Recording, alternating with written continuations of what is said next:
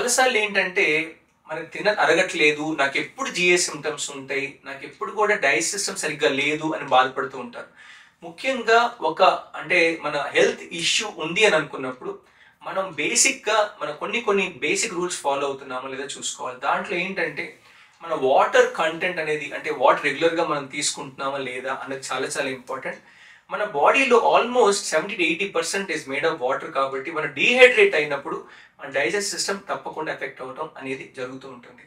ఇంకొక ముఖ్యంగా ఏంటంటే మనం తీసుకున్న ఆహారంలో ఒక రకమైన బ్యాలెన్స్ నేచర్ ఉండాలి. ఎందుకంటే మనం తీసుకున్న దాంట్లో ఎక్కువ షుగర్స్ కానీ, ఎక్కువ ప్రాసెస్ ఫుడ్స్ కానీ, ఎక్కువ సాచురేటెడ్ ఫుడ్స్ కానీ ఉన్నప్పుడు ఏంటంటే అది మెజారిటీ మన బాడీలో ఏంటంటే ఆటోమేటిక్ అబ్జర్వ్ అయిపోయి లివర్కి వెళ్ళిపోతుంది. కాబట్టి దానివల్ల మనకు అనేకమైన సైడ్ ఎఫెక్ట్స్ వస్తూ ఉంటాయి. సో అందుకని ఎప్పుడైతే అధికంగా మనం ఫ్యాట్స్, ట్రాన్స్ ఫ్యాట్ తీసుకుంటామో ఆ ఫుడ్ మన బాడీ అబ్జర్వ్ అయిన తర్వాత అది ఒక రకమైన ఫీడ్స్ ఫర్ బ్యాక్టీరియా అయిపోతుంది. కాబట్టి మన బాడీ అనేకమైన టాక్సిన్స్ డెవలప్ అయిపోతూ ఉంటాయి. ఆ టాక్సిన్స్ వల్ల నాకు చాలా బ్లోటింగ్ ఉంది, నాకు అన్కంఫర్టబుల్గా ఉంది అని చెప్తూ ఉంటారు. మనం ముఖ్యంగా తెలుసుకోవాల్సింది మనం తీసుకునే ఆహారంలో మనం డైజెస్ట్ చేసుకోగలిగిన, అంటే కార్బోహైడ్రేట్స్ కానీ, ప్రోటీన్స్ కానీ, ఫ్యాట్స్ కానీ తీసుకున్నప్పుడు, ఫైబర్ కానీ చాలా వరకు ఏంటంటే మన కార్బోహైడ్రేట్ అబ్జర్వ్ చేసేసుకుంటాం, మిగతా నిదానంగా స్మాల్ ఇంటెస్టైన్ దాటి కోలాన్కి వెళ్ళిపోతూ ఉంటాయి.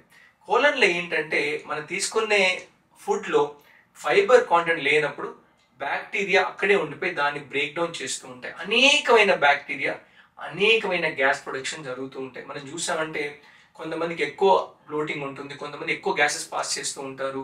నేను ఆఫీస్లో కూర్చొని చాలా ఎక్కువ వచ్చేస్తుందంటే, సౌండ్స్ వస్తున్నాయి, చాలా అన్కంఫర్టబుల్గా ఉన్నాయి అంటారు. కానీ అవన్నీ కూడా కారణం మనమే. అంటే మనం తీసుకునే ఆహారము, మనం తీసుకునే డైట్.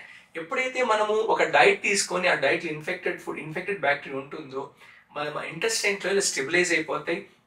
ఇంటెస్టైన్ ఆ ఫుడ్ని ప్రాసెస్ చేసేటప్పటికి అనేకమైన గ్యాసెస్, అంటే carbon monoxide, methane, carbon dioxide అన్నీ కూడా ప్రొడక్షన్ వేరియస్. అంటే అందుకనే మీరు చూసారంటే మోషన్ రేపటికి అనేకమైన స్మెల్ అయిన గ్యాసెస్ వస్తూ ఉంటాయి. అది ఎందుకోసం వస్తాయి అంటే మనం తీసుకునేటటువంటి డైట్, మన బాడీలో ఉన్న ఆర్గానిజం. సో దీన్ని మనం అధిగమించాలి అనుకున్నప్పుడు ఏంటంటే హెల్తీ డైట్ అండ్ మనం తీసుకునే ఫైబర్ ఉన్నప్పుడు ఏం చేస్తాను, ఆ ఫైబర్ ఆర్గానిజంని కొంచెం డైల్యూట్ చేస్తుంది, బయటకు తీసుకెళ్ళిపోతుంది. కాబట్టి మన లార్జ్ ఇంటెస్టైన్లో ఒక రకమైన అంటే లిమిటెడ్ బ్యాక్టీరియా ఉండేది చూస్తుంది. సో దట్ అందుకనే మనం ఏంటంటే ఫైబర్ని మనం సరిగ్గా తీసుకున్నప్పుడు కూడా బ్లోటింగ్ వస్తూ ఉంటుంది.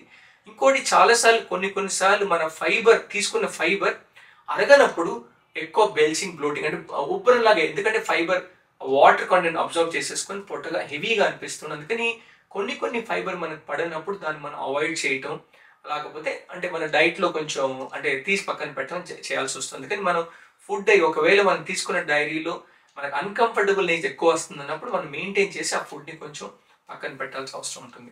సో ఇంకొకటి మనం తీసుకునే ఆహారంలో ఆల్కహాల్ టాక్సిసిటీ కానీ, లేకపోతే స్మోకింగ్ టాక్సిసిటీ. స్మోక్ చేసే వాళ్ళకి ఎక్కువ అసిడిటీ వస్తూ ఉంటుంది.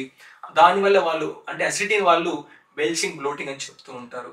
అదేవిధంగా ఆల్కహాల్ తీసుకున్నప్పుడు లివర్, ప్యాంక్రియాస్ ఎఫెక్ట్ అయినప్పుడు సరైన మోతాదులో మన తీసుకున్న ఆహారంలో ఎంజైమాటిక్ ఎంజైమ్ సరిగ్గా రానప్పుడు, ఇప్పుడు మనం ఫుడ్ తీసుకుంటున్నాం, అది సరిగ్గా అరగాల్సినటువంటి అంటే ప్రోటీన్ని బ్రేక్ డౌన్ చేయడానికి, లిపిడ్ని బ్రేక్ డౌన్ చేయడానికి సరైన ఎంజైమ్స్ మనకు కలవనప్పుడు మన బాడీలో అవి అట్లానే ఉండిపోతాయి. కాబట్టి ఆ ఫుడ్ని మనం డైజెస్ట్ చేయలేకపోయినా అన్హెల్తీగా ఆర్గానిజమ్స్కి ఫార్డర్గా అయిపోతాయి. కాబట్టి ఎక్కువగా అంటే చాలా అన్కంఫర్టబుల్ కావటము, నాకు అరగలేదని చెప్పడం జరుగుతుంది. అందుకని ఎప్పుడైనా కానీ మనకు ఒక రకమైన డైజెషన్ అవ్వట్లేదు అనుకున్నప్పుడు మన సరైన టైంలో మన ఫుడ్ తీసుకుంటున్నామా, మన side effects like smoking and alcohol మనం అంటే లిమిట్కి మించి మనం చేస్తున్నామా, అదేవిధంగా ఇన్ఫెక్టెడ్ ఫుడ్స్. ఇప్పుడు మనం ఫుడ్స్ వెళ్తాము, ఇప్పుడు మనం ఏంటంటే ఎంజాయ్ చేయాలని అనేకమైన ఫుడ్ తీసుకుంటాం, కానీ అది అన్హెల్తీగా ఫుడ్ అయినప్పుడు ఆర్గానిజమ్స్ వెళ్ళిపోయి మన స్టమక్లో అంటే కోలాన్, ఇంటెస్టైన్ అంటే స్టెబిలైజ్ అయిపోతాయి. స్టెబిలైజ్ అయినప్పుడు మన అన్కంఫర్టబుల్ నేచర్ అనేది మనకు లిమిట్ అయిపోతుంటుంది. అందుకని మన డైట్లో ఆటోమేటిక్ ఎప్పుడైతే ప్రోబయోటిక్, నేచురల్ ప్రోబయోటిక్స్ లేకపోతే సప్లిమెంట్స్ లాగా తీసుకున్నప్పుడు ఆ ప్రోబయోటిక్స్ మన అన్హెల్తీ ఆర్గాన్ పెరగకుండా మనకు సహాయపడతాయి. కాబట్టి ఈ బెల్చింగ్, బ్లోటింగ్ మనం అవాయిడ్ చేయడానికి ఆస్కారం ఉంటుంది. అందుకని మనం వెళ్ళే దినదిన లైఫ్లో మనం తీసుకునే ఫుడ్లో ఫైబర్ కంటెంట్ బాగుందా, మనం తీసుకునే ప్రోటీన్ ఫ్యాట్స్ హెల్తీగా ఉన్నాయా, అది మన బాడీ సరిగ్గా డైజెస్ట్ చేసుకోగలమా, అదేవిధంగా మన వాటర్ కంటెంట్ సరిగ్గా తీసుకుంటున్నామా, ఇవన్నీ కూడా మనం సరిగ్గా చూసుకున్నప్పుడు డైజెస్టివ్ ప్రాసెస్ అనేది సరిగ్గా జరగాలి. మనం తీసుకునే ఫుడ్లో అసిడిటీ ఎక్కువైనా స్మోకింగ్ వల్ల, లివర్ ఎఫెక్ట్ అయినా, ప్యాంక్రియాస్ ఎఫెక్ట్ అయినా, యాక్టివిటీ తగ్గడం వల్ల ఇంటెస్టైనల్ మూమెంట్ తక్కువైనా మనకి డైజెషన్ సరిగ్గా అవ్వలేదు, నాకు బాగలేదని చెప్పడం జరుగుతూ ఉంటుంది. చాలా మంది ఏంటంటే నిద్రపోకపోయినా స్లీప్లెస్నెస్ వల్ల అసిడిటీ ఎక్కువైపోతుంది, డైజెషన్ తగ్గిపోతుంది, స్ట్రెస్ వల్ల స్ట్రెస్ హార్మోన్స్ సెక్రెట్ అయిపోతూ ఉంటాయి, నాకేదో బాగలేదు, నేను ఐఎమ్ నాట్ కంఫర్టబుల్ అని చెప్పడం జరుగుతుంది. అందుకని సరిగ్గా నిద్రపోవటం, స్ట్రెస్ తగ్గించుకోవడం, ఇవన్నీ కూడా they play very important role in digestive process.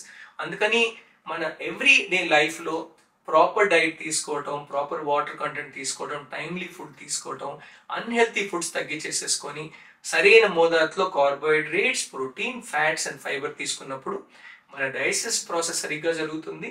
ఎటువంటి సైడ్ ఎఫెక్ట్స్ జరగకుండా మన హెల్తీ లైఫ్ లీడ్ చేయడానికి మనకు ఆస్కారం ఉంటుంది.